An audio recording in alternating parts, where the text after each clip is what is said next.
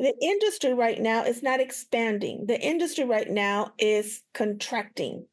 Yeah, I've seen that. Because of strikes, I'm sure because of COVID, I'm sure because there was just like an influx that could not be sustainable. Just 2 years ago, I think there were 518 shows that were produced in a year. That is a crazy amount of shows that is not sustainable. So all of a sudden you see companies, becoming one that were two, like Disney and Fox. Paramount, CBS, all of a sudden they had two streaming services. Now they just have Paramount Plus. Yeah. You're seeing this contraction. Warner Brothers became Discovery, and Warner Brothers, and Yeah. and HBO Max became now Max, and Yeah. so everything, because companies are coming together and becoming one, like Paramount is being bought by Skydance right now. Yeah. Yeah. That means that the company is getting smaller in a way. And so that's going to affect the content that is put out there, and that affects people of color and women first, almost 99% of the time.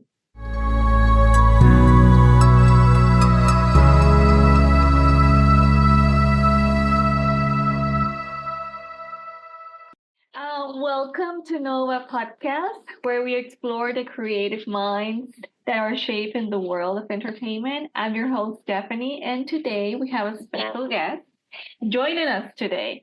Her name is Ligiah Villalobos, who is the writer and executive producer. Welcome, Ligiah, to our show. We are so excited to have you here. And first, we want to know, how did you get started in the entertainment industry and how you started your career here as well? All yours, Ligiah. Got it. Okay. Well, thank you for having me, and hello to your audience. Um, I would say that I actually ended up doing what I'm doing basically because something else didn't turn out to be what I wanted it to be. So it wasn't really intentional that I was going to become a writer or even work in the entertainment industry as an executive. I actually went to school at Brigham Young University with a dance major. So Brigham Young University has the best amateur ballroom dance company in the country. Okay. And so a lot of people that come from BYU end up either turning into professional ballroom dancers or teaching ballroom dancing, or, like several of the people that you've seen in Dancing with the Stars, or several of the people that you've seen, so you think you can dance. Actually, there's a huge population of this kind of dancing in Utah. And so, which is where Brigham Young University is. So that was my intent. My intent was to hopefully become a professional ballroom dancer for a few years and maybe open a dance studio. That was what I wanted to do. My major was dance and cultural geography with a minor in music. But as I was into my second and third year of university, I started to get injured quite a bit when I was dancing. And later on, I found out after getting checked that I have a bone density issue in my body. Oh, And what is so that? Just like a small it's a parenthesis. bone density issue. Yeah. So you have like capacity of like breaking bones easier, or having just joints that are and by the way, I have now had 2 hip replacements. I'm about to have a knee replacement. I've already had a knee surgery. I've had a shoulder surgery, all of it from my dance years in college. And so really once I got that news and I finished that year, I just came to LA to figure out, like, okay, so what am I going to do with the rest of my life? I still had about a year of college, but I had a cousin who lived here in LA, and he said, why don't you just come for the summer? And so, like get a job at Sizzler or something just to clear your head and figure out what you want to do. And so I came and I stayed with him and my aunt and my uncle. And I was looking at the LA Times, like the want ads, and I saw this position that said advertising agency. At the time, I didn't even know what an advertising agency was or what they did. Of course. But it said receptionist needed, must type 65 words a minute, bilingual preferred. Okay. And so I type 95 words a minute. Actually, in college, I took shorthand and I took typing because my mother was always a bilingual secretary Oh. later. And because she was a divorced mother, she always kind of instilled in the daughters, like, don't ever depend on a man.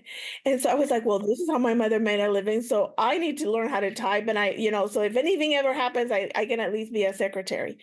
So I actually had the skill of typing. And I went in for the job interview. I went in like at noon and I got the job at 12:30 and started working that day.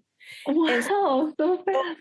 even though advertising is not really like entertainment, Mhm. it was my entry into an industry that eventually led me to entertainment. So I started there. I was a receptionist. They did a lot of advertising in Spanish and in English for Wow. local um, advertisers like Cal Worthington, Foothill Nissan, stuff like that. And the reason why that job was so valuable in my career is because I met there the men who eventually became my boss at the Walt Disney Company. So it really is like that job to me really showed me the importance of like creating relationships because you never know where a relationship might lead. Mhm. And so at the time he was actually just like the copywriter. He was the one that would do the copywriting for all of the ads that we did. His name Uh-huh. is David Snyder. And then when they realized that I actually spoke Spanish, I became the receptionist, but all of a sudden I was also translating commercials and I was going to shoots and I was learning about like what does an advertising agency does? How is a commercial put together for radio versus television versus print? Wow. And so I was actually only there for 5 months before someone stole me away who was an on-air talent. She used to be like the person that would do the Foothill Nissan commercials. Okay. And later on, I found out that this woman was actually not an actress. That she was the she was the advertising director for KSKQ Radio, and Wow. working that day. And she saw that I actually could speak both English and Spanish. And she came to me and she said, "Listen, I am the sales director at this Spanish radio station. Uh-huh. I have a group of account executives that only speak English, and I have a group of account executives that only speak Spanish. And I need someone that can actually, do Yeah, both." translate. Yeah, of course. Yes. And so she said, whatever they're paying you, I'll double your salary if you come and work for me.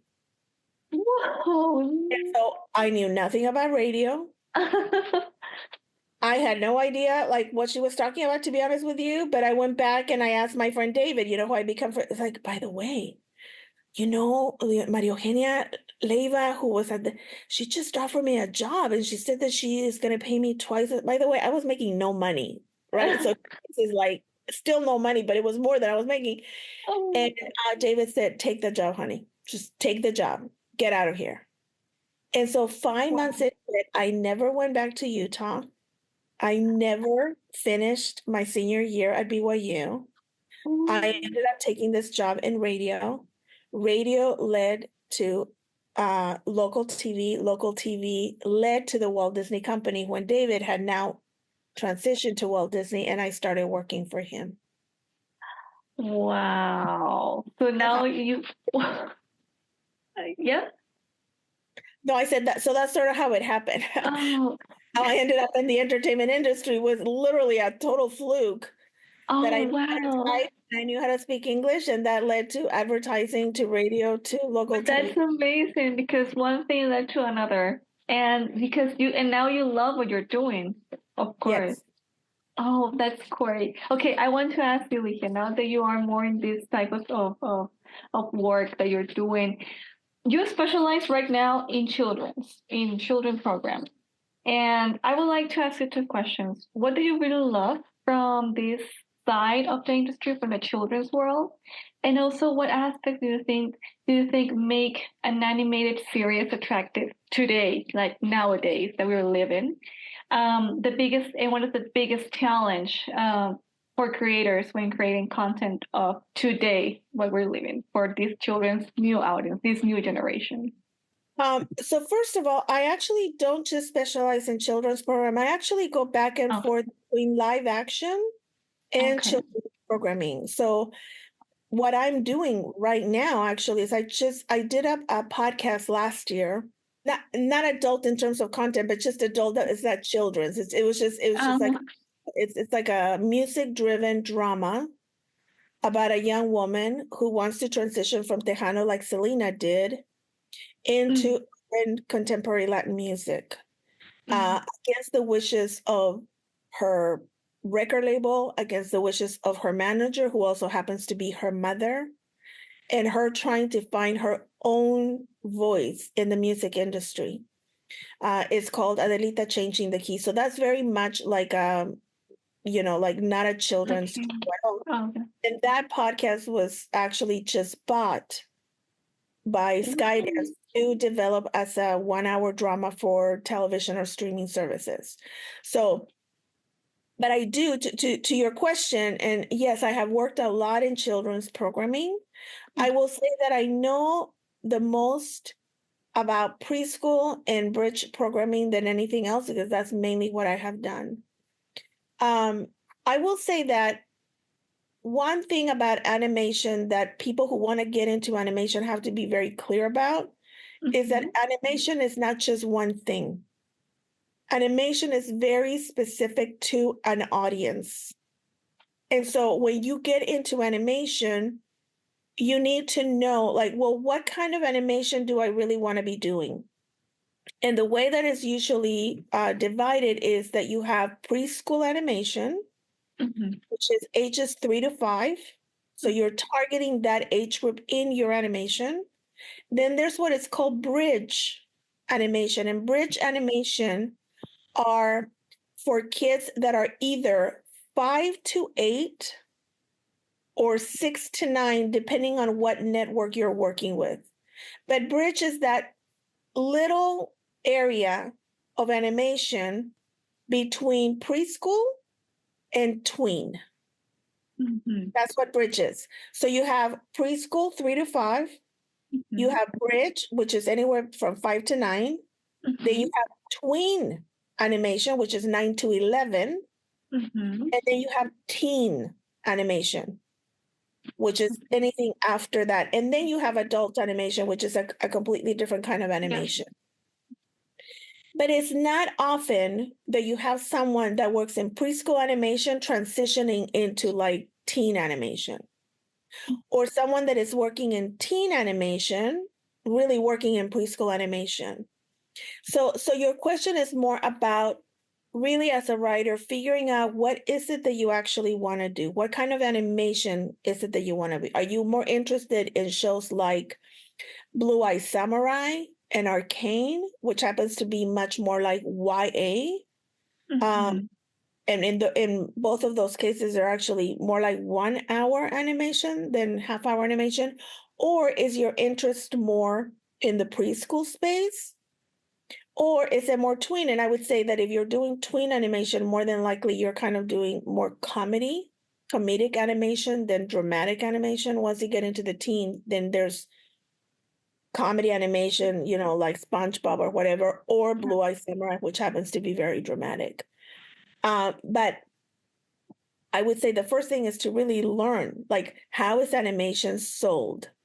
What is the kind of animation that I actually want to do? What would I be good at in terms of the kind of writing that I do that could put me in one of these age groups to do animation? And then you would have to have a sample. In most cases, 2 samples. If you've never worked in animation, I would say you want to have a spec script, meaning a sample of an existing show. You've written a script that is a sample of an existing show in the world that you want to write in. And you also more than likely want to have an original pilot script, something that shows people, yes, I can work in animation. I know the kind of storytelling that happens in the kind of animation that I want to do. And this is my original voice. So those would be the 3 things that I would say before you try to create your own show, you want to get experience working on a show. And so having two samples of writing will make it easier for you to be considered an animator or an animation writer, for people to start hiring you and for you to start getting like freelance work here and there that will eventually lead to you being able to produce and develop your own show. That's so true. And Ligiah, from before COVID and now after COVID, how things have changed in these generations of kids, like kids from 4 to 9 years old, with the content. Do you see a big, huge difference in the characters, in the storytelling? Can you tell us a little bit of advices on that or insights from that? Sure. I don't think the content has really changed as a result of COVID. I think if anything, what has changed animation, and it has been the slowest to really adjust and the slowest to change, was, I think, like something happened in the industry as a result of George Floyd's death. Mm-hmm. When George Floyd died, there was a very big awakening within the industry about how we needed to change the images of people of color, in particular Black people, in television and in film. And all of a sudden, his death, even though so tragic, had this domino effect, not just in television and in film, but in advertising, where you started to see more people of color on the cover of fashion magazines. Yeah. More people of color in the cover of any magazine. You started to see a huge development of content that included people of color, a lot of the time Black, by the way, but more people. You started to see more creators of color getting overall deals. Mm-hmm. So that happened to a much slower pace in kids animation, but it did affect kids animation. You started to see much more multicultural casts in animation, in particular in children's animation, Mm-hmm. that was really as a result of this awakening that happened, that had nothing to do with COVID. It actually had to do with George Floyd. Okay. And unfortunately, some of those gains that we have made as people of color have kind of gone away. And partly it's like the studios always kind of like come back, right? It's like sometimes it's too hard for them to learn new things, it's too hard to try to expand what they have always known, it's like it's just hard. It's just hard for everybody. But the thing that has happened is that the industry right now is not expanding. The industry right now is contracting. Yeah, I've seen uh, that. because of strikes, I'm sure because of COVID. I'm sure because there was just like an influx that could not be sustainable. Just 2 years ago, I think there were 518 shows that were produced in a year. That is a crazy amount of shows that is not sustainable. So all of a sudden you see companies, becoming one that were two, like Disney and Fox. Paramount, CBS, all of a sudden they had two streaming services. Now they just have Paramount Plus. Yeah. Yeah. You're seeing this contraction. Warner Brothers became Discovery, and Warner Brothers, and Yeah. and HBO Max became now Max, and Yeah. so everything, because companies are coming together and becoming one. Like Paramount is being bought by Skydance right now. Yeah. Yeah.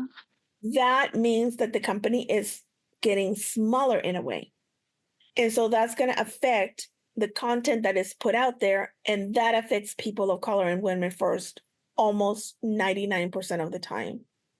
So the industry is contracting, but with that said, I will say companies were more open to doing animation about kids of color, or having an animation series that was more multicultural versus just white, for example. That did happen a little bit, but not to the extent that it still should be. Wow. And also, do you see, is it like something danger in a danger way, or something bad in a bad way, to see a lot of layoffs, of course, because the industry is contracting and trying to organize their pipeline and see which shows they will invest more and which shows they will need to put aside for a moment. Do you think it's something good, perhaps in the more future, Sure. or what do you think? Look, I'm not sure if it's good, right? Yeah, Because all those things are going to affect us more than anybody else as people of right. color. It's going to affect us more. I will say that I think it's necessary. I think that the industry as it was going Mhm. is not sustainable. And so at some point you have to figure out, okay, how can you still make an industry that is financially viable? It's not going to be with 518 shows where some shows are being watched by thousands of people Mhm. versus millions of people, Right. right? And so it I think it had to be done. Unfortunately, we are going to be the most affected by it. Correct. But it just, it just like I just don't see how, you can't continue to make $200 million movies and make money from those movies. You just can't. Um, Exactly. so I think that there's a rethinking happening right now in the industry of like, what is the new normal after the strikes? What is it that we can actually create? I will tell you, a friend of mine told me that ABC this year only picked up 2 new shows. I Yeah. can't remember the last time that a network has only picked up 2 shows. There was a time where NBC could buy as many as 60 pilots in a season. Out of those 60, maybe they made 30 to pilot, and out of those, maybe they picked up 15 to series, something like that. I'm just giving you like, Yeah. numbers. So the fact that in 1 year, only 2 new pilots were picked up, I don't Mhm. even understand what that is. Right. But it's the same at CBS. I think CBS only has like 2 or 3 new shows this year. That is a very, very new normal. That has not happened. And so what that means is there's going to be less writers hired, less directors, less actors, less craft services, DPs, wardrobe people, and I think that there is going to be literally thousands of people who will have to figure out what is their new career. Right. Yeah, Because that's you go from 518 shows to, let's say, 300, even 300. I mean, that is thousands and thousands of jobs that are going to be impacted by this. yeah.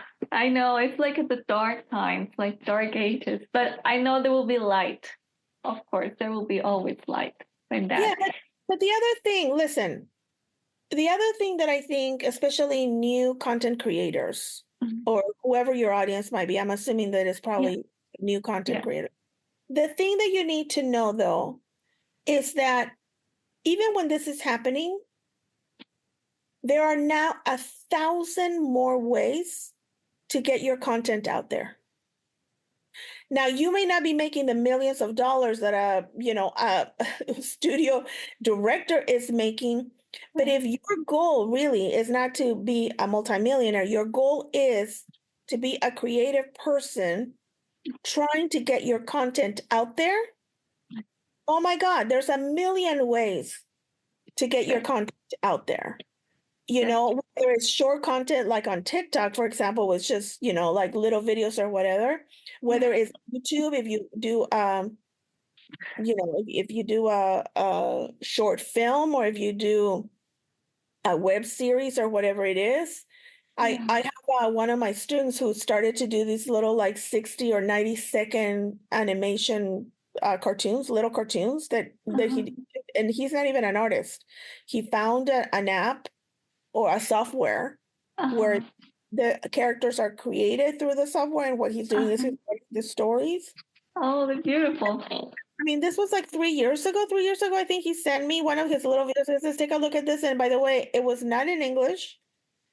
And his entire thing was about he wanted to change the images of Sikhs. He's a Sikh, Indian.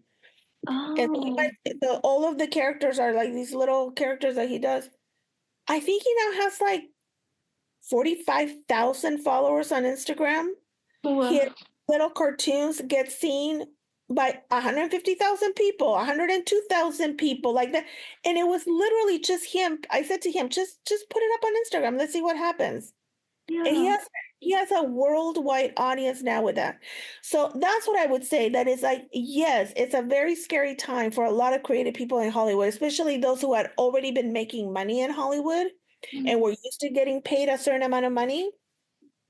But if your goal is really just to create content and put it out there, you can do it through a podcast. You can do it on YouTube. You can do it on TikTok. You can create a blog. There are so many other ways that you can be a creative person and that you can hear your voice. Another one of my favorite stories to tell about this, there's this guy on Instagram. He's actually an artist. So he's not like a screenwriter or something like that. He's just an artist. And I don't mean just an artist. I mean he's an artist. And he could not get arrested with his artwork. He just could not get arrested. He couldn't get anybody to really notice him. He's a Latino, and I believe he's from the South Bronx. Oh. He, during COVID, started painting, drawing people in the subway. And he got one of his friends, to actually videotape him as he was doing this without the person that he was drawing knowing that he was drawing them. And at the end of the drive, at the end of the drawing, or at the end of the subway ride, he goes to the person and says, "Hi, I did a portrait of you," and he gives them to them. So this guy at the beginning maybe had like 25 followers, on Instagram or something. I think he has 9.2 million. Wow. Yeah, and that's on Instagram. Wow. Like 30 million on TikTok. And it's because he was trying to figure out, okay, nobody's paying attention to me. There are no art galleries that are paying attention to me. There are no like agents that are paying attention to me. How do I tell people that I actually do know what I'm doing? And so he put up a thing on Instagram. I think it was Instagram first, and then he went into TikTok. And now, not only does he do these, but he's been traveling around the world now. And so he does these watercolor paintings. Like he's been to Italy, so he did in Rome. He's been to Colombia, so he did two from Colombia. He went to Japan, he did two from Japan. And then one of his missions is, I want to make sure that my art is accessible to the people that are following me. So he sells a certain amount of prints for, I think it's 199, something like that. It's like that. They sell out within like an hour. So Wow. this guy who could not get arrested just during COVID is now like, he's done something for Biden. He's done something for The Rock. He's done something for Katie Couric. He just painted Oprah Winfrey. And it was just his, like his desire to like, I wanted people to see my artwork. I want them to know what I do. He figured out a way to do it. I bet you this guy in a year is going to be a multimillionaire. Wow. Because people are crazy about his art. And by the way, he's incredible. And I just saw there, Time Magazine just had the blah, blah, blah, blah, blah under 30, like literally like either this week or last week or whatever. And on the cover is the woman from Bridgerton, the chubby actress Oh, from yeah. Bridgerton. The cover. So if you look at that cover of Time and you go to pages, he's one of the people now on Time Magazine as the people to watch. It's incredible. So yes. So it is a dark time. I don't want to diminish that. Yes, it's a very dark time for a lot of people. Yeah. But I just gave you two samples. One, a writer who just figured out, some way to do his little art, and who was my student. And then this guy, if I find him while we're talking, Yeah, of Oh, course. I can't remember his name right now, but he on Amazing. my page, That's and a beautiful story, Ligiah. Really, that's very he's a inspiring to many Latino. people. Oh, Yeah, and he's a he's Latino. Latino. Wow. Yes, he's Which Latino from. country? And by the way, he was abused by his mother. He was physically abused. He had to be taken out of his house. He was in foster care. His grandmother finally was able to get, him back adopted. So he was raised by his grandmother. I mean, he has this incredible story in one video, literally changed his entire life. So you never know how that's going to happen. That's true. That's what I want people to get out of this. That there's so much that you can do. There's so much There's hope. creativity out there. Yeah. Yeah, that's true. Always there's hope in dark times. Always there's hope. That's true. Ligia, I want to ask you now, can you share some personal story from you about a project that you were particularly proud of, or what made this project very special for you that you can share with us? One or two projects that you would like to share for us? Yeah. I would definitely say probably like Under the Same Moon is the thing that most people really know me from. What I will say is that I wrote that script in 2001, Wow. sat on a shelf for 7 years. Nothing happened to that script. Nobody was interested in the script. I originally wrote it for editor who wanted to direct his first movie Uh-huh. script. And so the script sat on a shelf. And then it wasn't until I met Patricia, one of her professors had reached out to me at Columbia and said, we're having the student screenings here at Columbia. Can you come? There's a filmmaker from Mexico that I want you to meet. And so I went to the screening. I happened to be living in New York at the time because I was working on Diego. And I met Patricia, and that led into a relationship that led to her getting attached to La Misma Luna and us making the movie under $2 million. We made it for $1.9 million, Wow. and we sold it to Sundance for $5 million. Wow. It's one of those things, but it's sat on a shelf for 7 years. Like, Well, yeah. what I'm trying to get your listeners to understand is like you just never know. You never know. I believed in the story. And what is so sad about the story, if people have not seen my film, but the film is about an unaccompanied minor. That's the film is about a kid who was left behind by his mother in Mexico for her to be able to provide him a better life in the United States. So she comes to the United States, and he has been living with his grandmother back in Mexico for the last 4 years. And all he wants in life is to reunite with the mother. And so the movie is really the journey of this boy figuring out, how do I get to my mother?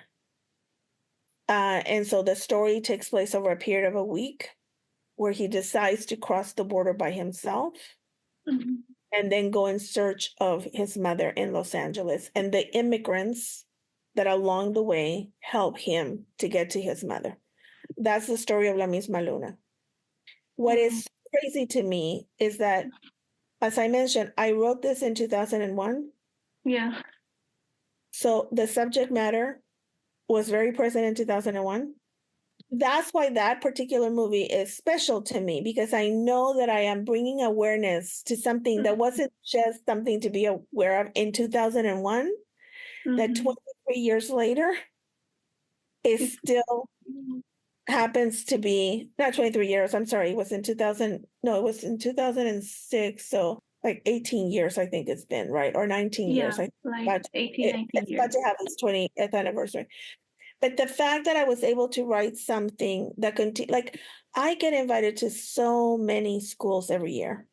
Uh-huh. I get invited to so many middle schools, so many high schools, because the movie continues to be taught either in Chicano studies, in Spanish language courses, in Latin American courses. And the immigration issue is still an issue and Yeah. continues. And so I would say for me, in terms of what I think in terms of subject matter was really important, that movie definitely, and it changed my life in terms of my career. We sold it so quickly at Sundance that I immediately, like everybody knew who I was because of that film. And, it launched many opportunities for me. That's The second big thing that I would say has been very life-changing is Diego.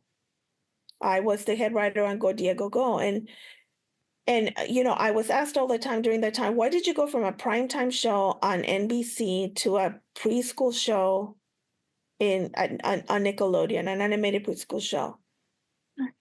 And my answer is always like, because that preschool show allowed me to write for a Latino lead. And it was a show that was teaching kids not only about his love of his culture and his language, but also his love for science. He was an animal scientist. And you never know the impact that that's going to have on another child, right? Do they start being interested in science because of Diego? Do they wow. start being interested in a second language because of Diego? Do they start seeing kids differently who are brown and not like them because of Diego? Like the social impact that a show like Diego can have on the change of perception of white kids and the change of perception of brown and black kids about themselves and about others is something that you can never measure, but it's something you absolutely know can happen. And so my work on Diego has always been incredibly uh, uh, a pride moment for me, because I know that show changed kids' minds about something: language, science, culture, brown people, whatever it was. I know that show on a daily basis did that around And the it's world. still changing. That's beautiful, Ligiah. And we're almost ending the podcast, and I would like you to please tell us some inspiring words to make the closer, and also what is next for you next year. We're almost entering 2025, and what plans you might want to share with us, and also finishing with those inspiring words to our audience, please. Sure. So more than likely what I'm going to be working on for the next year is going to be turning this podcast into a TV series. I'm hoping that, that it'll move to pilot, and then after it moves to pilot, hopefully it'll move to series.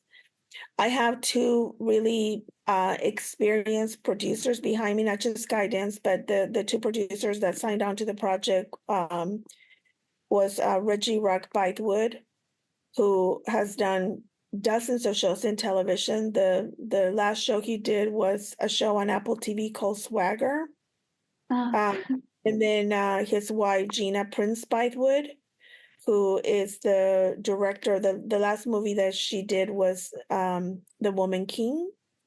But she's also known for movies like Love and Basketball and The Old Guard and The Secret Life of Bees. And so I am hoping that having two really experienced producers and directors on the show and then a studio like Skydance will hopefully get the show into series, which has always been very difficult to get a Latino show into series. But so that will probably, like, when the deals close and we start going out there and hopefully, setting up somewhere, and that will be my main focus in terms of my writing, my career as a producer and a writer. Yeah.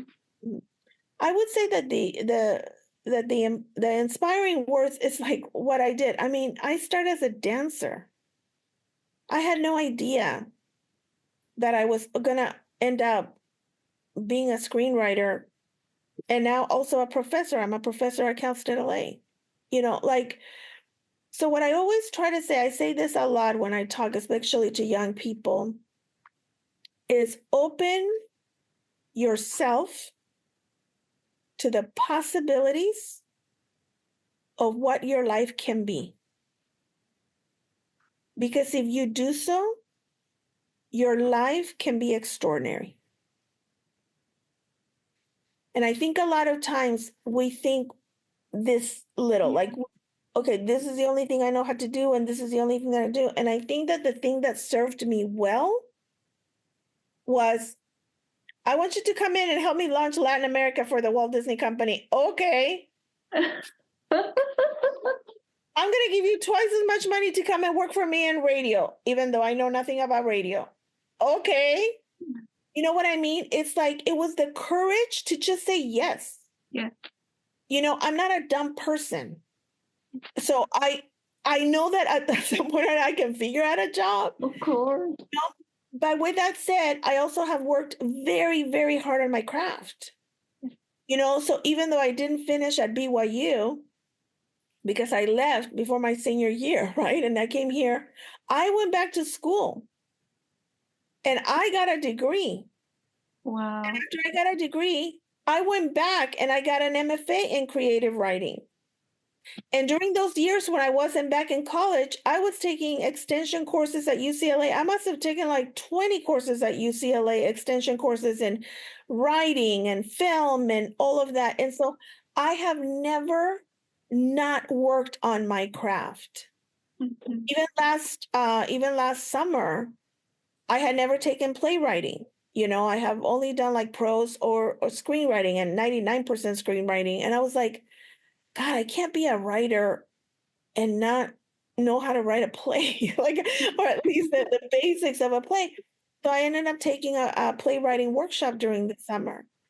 And so I want to say both things. That one is, open up yourself. You might think that you want to be this, Mm-hmm. but if you just try something else, it might just lead to something else, like it did for me, for sure. Like, I never, ever imagined I would be a writer. But I was open to the possibilities of what my life could be, always. And I was able to take jobs. I was like, I don't know how I'm going to do this, but okay, you want me to start a show in Venezuela? Well, fuck, man, I'm going to have to figure this out. It did. And it became the #1 children's show in Venezuela. And that allowed me to do another show in Wow. and another show in Brazil, and another show in Colombia, and another show in Chile. You know what I mean? It's like just having that initial, like, okay, David believed in me. He hired me. So it's like, okay, I got to figure this shit out. So I figured it out. And that led to another thing and another thing and another thing. But as you're doing that, and I don't want to be like, oh, okay, I don't know how to do this and that.